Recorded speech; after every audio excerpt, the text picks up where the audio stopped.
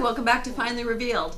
In this episode, I want to talk to you about the 8 violations of the Fair Debt Collection Practices Act. In the first video, I explained the act generally and set out the main rules that debt collectors have to follow.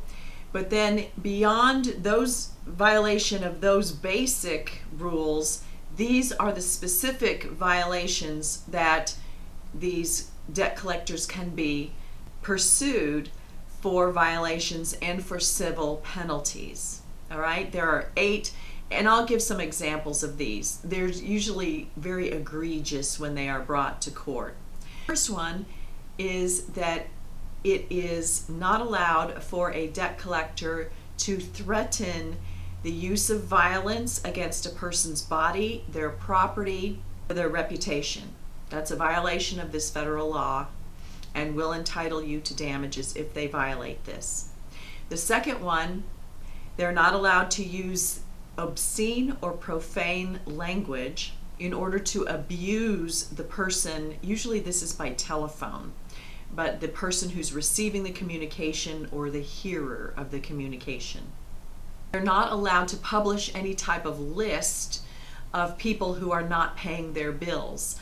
And publication can be, legally a publication means communicating something to a third party who's not directly involved in the situation. We often think of publication in a paper or a magazine or something like that. Nowadays it would be online, but it can be communicating to any other person other than you and the creditor. And the only purpose that they can communicate this type of information, that you're not making payment on a debt, is with the credit reporting agencies. Any other type of publication is illegal. They cannot advertise the sale of a debt in order to coerce its payment. So they can't say John Jones' debt to ABC apartment complex is going to be sold, and so anybody who wants to buy this debt can come and now you can go after him for us. That's not allowed. Also illegal is continuously calling and harassing by telephone to try to get you to pay a debt. It's also illegal for them to phone calls without meaningfully disclosing the identity of the caller, who is calling and who they're calling on behalf. Next one, number 7, is the one that we see the most often in big cases, which is they cannot use false, misleading, or deceptive means or communication to try to coerce payment.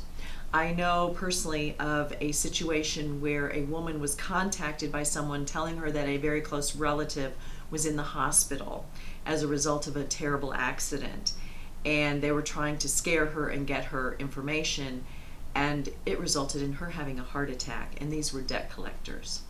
So that's number 7. And then finally, number 8, use any other unfair or unconscionable practice. So those are the 8 violations of the Fair Debt Collection Practices Act. And if you have experienced any of these, then you need to see the next video, which is what the penalties are for violating. If this video was helpful to you, give me a thumbs up. If it might help someone else, please share it with them. Subscribe to see our other videos. Leave any comments that you have if anything like this has happened to you, and come back and see me again next time. Thanks for watching.